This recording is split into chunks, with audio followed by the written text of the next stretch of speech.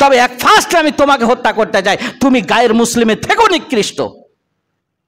ভৎসনা করলেন, তাকে ভৎসনা করলেন। এইবার মারতে যাবে, বিবিটা তখন হাত জোর করে বলছে, স্বামীজি নতুন বিবাহ করে বাড়িতে বউ রেখে গর্ত খনন করা কাজে চলে গেছেন। কার সঙ্গে? নবী মুহাম্মদ রাসূলুল্লাহ সাল্লাল্লাহু আলাইহি ওয়াসাল্লামের সঙ্গে মদিনার মাটিতে চলে গেছেন। এমন একটা দিন, এমন একটা সময়, মানে দুপুরে, অর্থাৎ জোহরের নামাজের পর ঠিক দুপুরে দিকে আল্লাহর নবীর কাছে অনুমতি নিলেন। নতুন বিবাহ করেছেন, জ্ঞানী মানুষ, ইশারায় কাফি। অনুমতি নিয়ে এবার বাড়ির দিকে যাবেন।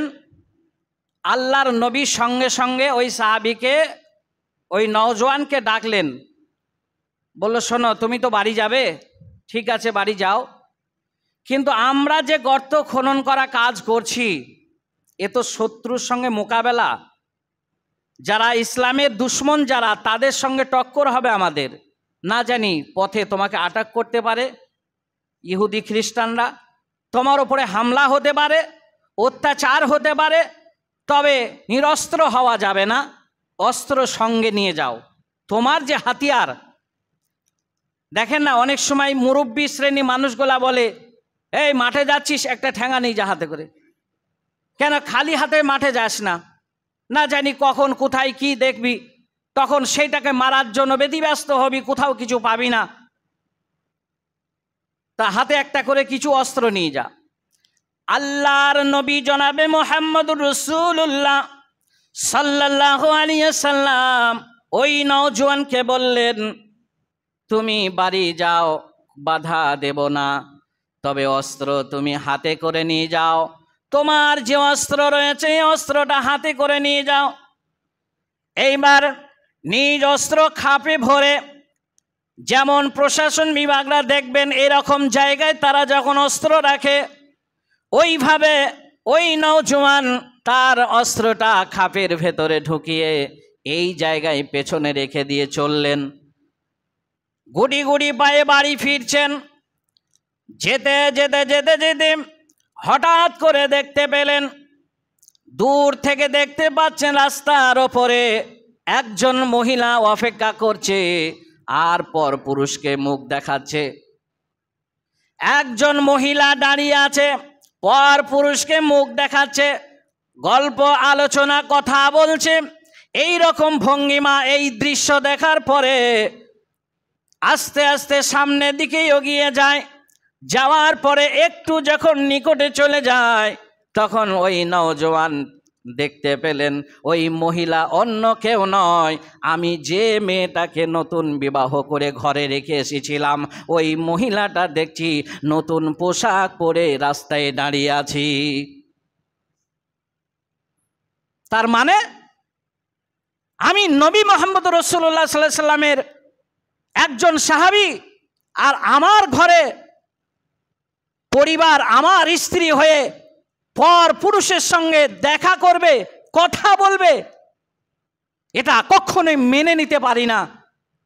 আমি একজন কাপুরুষ, আমি একজন দায়ুস। আমি জিন্দা থাকতে, আমি সুস্থ শরীরে আমি জিন্দা থাকতে আমার স্ত্রী রাস্তায় দাঁড়িয়ে থাকবে মানে? মনে মনে নিজেই প্রশ্ন করছেন, নিজেই জবাব দিচ্ছেন। হাদিস মুসলিম শরীফের, মিশকাত শরীফে আছে হাদিসটা।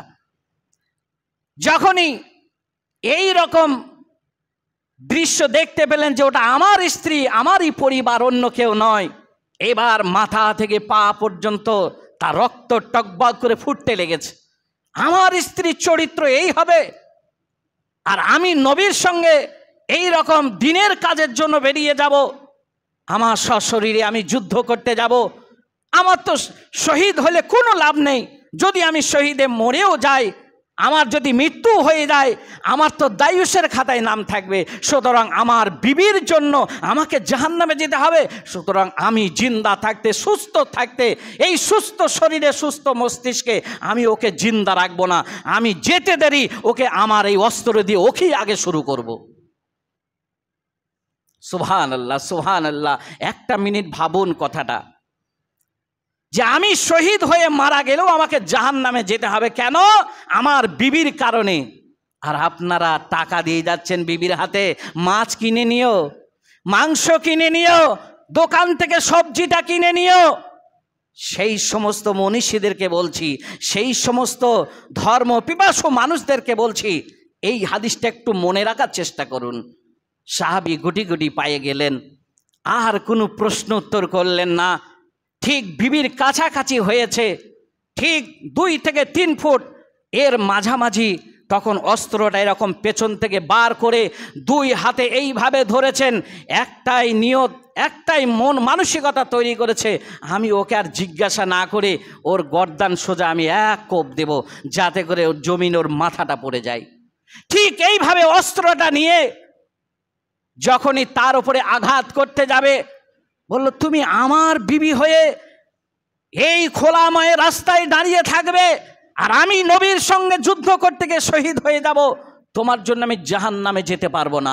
সুতরাং তোমার মতো বিবি থাকার থেকে না থাকা অনেক ভালো আমার কাছে, তোমাকে আমি হত্যা করতে চাই। এই অস্ত্র দিয়ে এখনো কোনো বিধর্মীকে, কোনো গায়ের মুসলিমকে আমি হত্যা করতে পারিনি। নিয়ে আমাকে মারবেন, আপনার অধিকার আছে, কেননা আমি আপনার অর্ধাঙ্গিনী, আপনি আমার স্বামী, আমার মাথার ছায়া, আমার পায়ের জুতো, আমার গায়ের পোশাক সব আপনার সঙ্গে জড়িত, আপনার অধিকার আছে, আপনি মারবেন। কিন্তু আমার একটাই অনুরোধ, আপনাকে হাতে ধরে পায়ে ধরে বলি, আমাকে মারার পূর্বে অস্ত্রটা আপনি নামিয়ে নিন। অস্ত্রটা নামিয়ে একবার আপনি ঘরের ভেতরে প্রবেশ করুন। আমার অনুরোধ, আমাকে মারার আগে আপনি একবার ঘরে ঢুকে যান, ঘরের দৃশ্যটা একবার দেখে আসুন। ঘরের দৃশ্য দেখার পরে আমি কেন রাস্তায় এসেছি, আমি কেন রাস্তায় দাঁড়িয়ে আছি, আমি পর পুরুষের সঙ্গে কথা বলার মানসিকতা নয়, আমি পর পুরুষকে দেখা করার উদ্দেশ্য নয়, আমি কেন বাইরে দাঁড়িয়ে আছি, আপনি একবার ঘরে প্রবেশ করুন, দৃশ্যটা দেখে এসে তারপরে আপনি আমাকে বলবেন। বলল, তার মানে একটু নরম হলেন, এত গরম মানুষটা একটু নরম হলেন। কি জানি বিবি এ কথা বলছে কেন? কোন নওজোয়ান কি ভেতরে আছে যেটা আমার আসনে সে বসেছে? ভেতরে অনেক মানে তার চেতনা হলো যে কি ব্যাপার বিবি বলছে। যখন একবার দেখি, ওই নওজোয়ান ঘরের ভেতরে যখন প্রবেশ করলো, ঘরের ভেতরে ঢোকার পরে একটা দৃশ্য দেখতে পেলেন। কি? একটা বড় বিষাক্ত সাপ, একটা বড় বিষাক্ত সাপ, মানে ভোর জড়িয়ে অর্ধেক অংশ বালিশের ভেতরে আর অর্ধেক অংশ বালিশের বাইরে। এই দৃশ্য দেখার পরে যুবকের আর মাথায় ঠিক থাকে?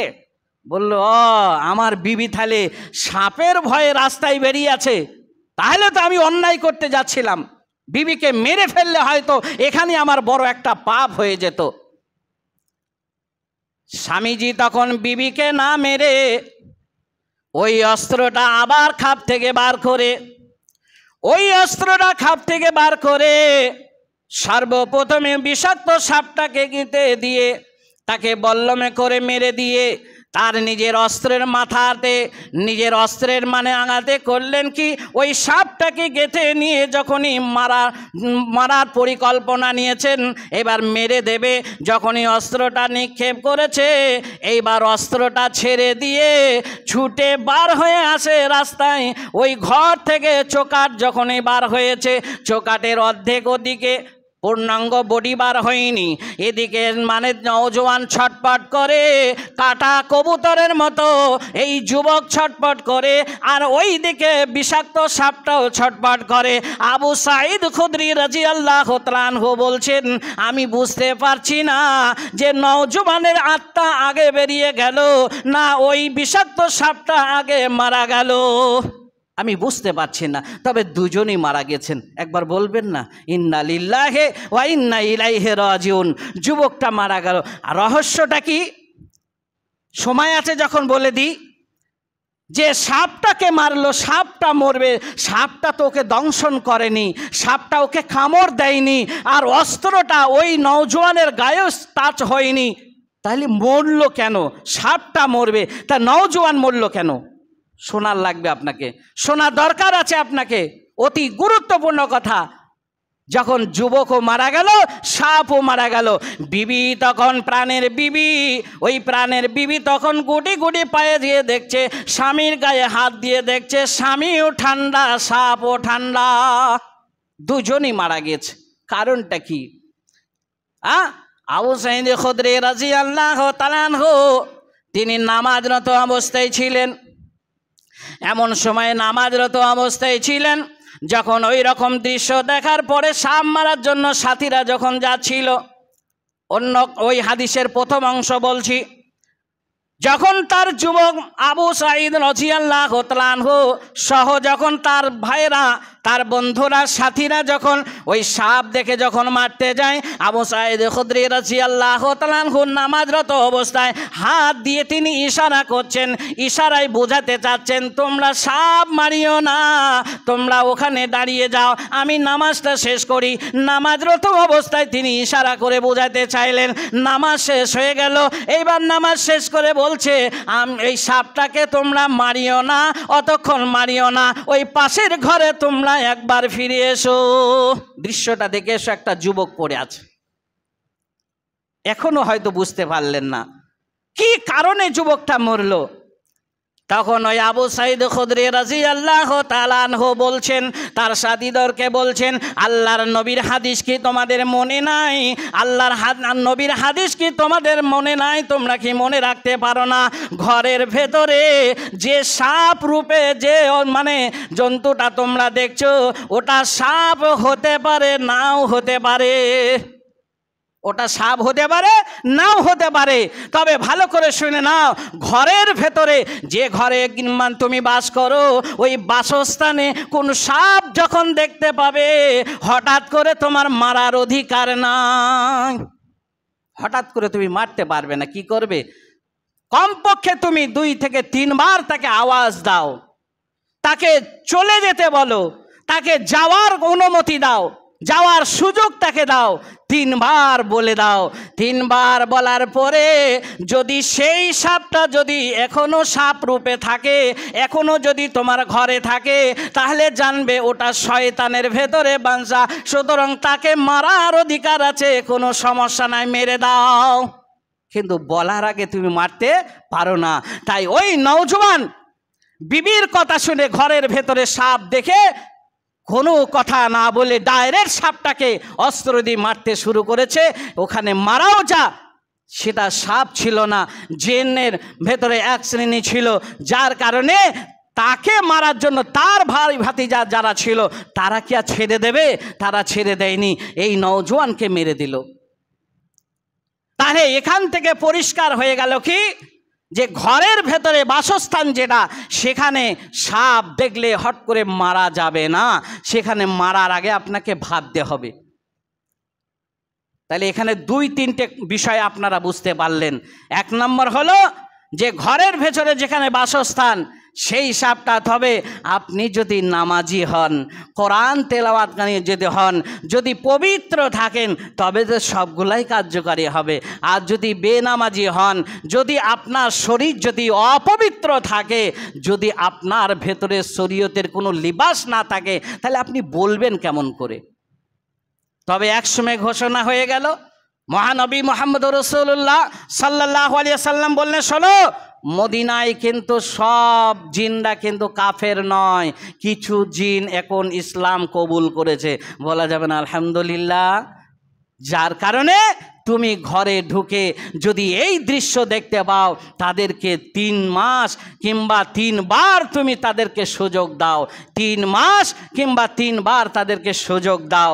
সুযোগ দেওয়ার পরে তারা যদি সুযোগের ব্যবহার না করে, যদি সৎ ব্যবহার করতে চায়, তাহলে তুমি তাকে মারতে পারো, তার আগে তুমি মারতে পারো না। ভাই ও বন্ধুরা আমার, বলেছি চেষ্টা করছি সময়ের আগে আজকে শেষ করব। তাই আমি আপনাদের কাছে এই কথা বলে সমাপনী দিচ্ছি। আল্লাহ পাক রব্বুল আলামিন আমাদেরকে সঠিক জিনিস শোনার পরে আমাদের আমলে পরিণত করার তৌফিক দান করুন। যেটা শুনলেন একটা বিষয় এতটুকুই আমল করুন, আল্লাহ আপনার কামিয়াব করবেন, আল্লাহ আপনাকে জাযায়ে খায়ের দান করবে। তাই আমি দোয়া করছি, আপনারা আমিন আমিন করেন। হে আল্লাহ, যারা এখনো পর্যন্ত 5 ওয়াক্ত সালাত আদায় করতে পারে না, আল্লাহ তাদের মনকে তুমি ফিরিয়ে দিয়ে তাদেরকে নামাজের দিকে নামাজি মুখী তাদেরকে করে দাও। সবাই আমিন বলেন, আল্লাহুম্মা আমিন। আল্লাহ যারা অসুস্থ আছে তাদেরকে তুমি সুস্থতা দান করো।